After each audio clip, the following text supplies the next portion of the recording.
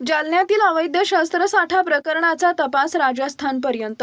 जालन्यात मोठ्या प्रमाणात अवैध शस्त्रसाठा जप्त केल्यानंतर आता या प्रकरणाचे धागेदोरे थेट राजस्थानपर्यंत पोहोचले आहेत.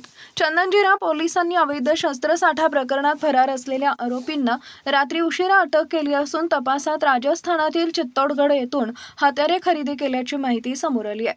विशेष म्हणजे राजस्थानातून ट्रॅव्हल्सच्या माध्यमातून हत्यारे महाराष्ट्रात आणण्यात आली, त्यानंतर वाहनातून जालना शहरात पोहोचवण्यात आल्याची माहिती पोलीस तपासात पुढे आली आहे.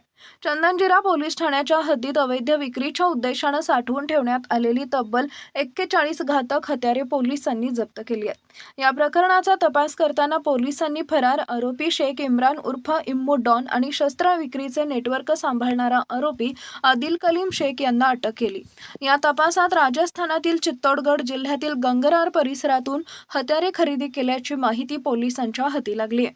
पोलिसांच्या माहितीनुसार राजस्थानातून ट्रॅव्हल्स बसच्या माध्यमातून शस्त्राचे पार्सल महाराष्ट्रात आणण्यात आले. हे पार्सल फुलंब्री परिसरातील पालफाट्यांपर्यंत आणल्यानंतर पुढे इर्टिका वाहनातून जालना इथं आणण्यात आल्याची माहिती तपासात समोर आली आहे. पोलिसांनी संबंधित ट्रॅव्हल्स बसचा मार्ग, पार्सल पाठवणारे आणि स्वीकारणारे व्यक्ती तसेच त्यांच्यातील संपर्क याबाबत माहिती संकलित केली आहे.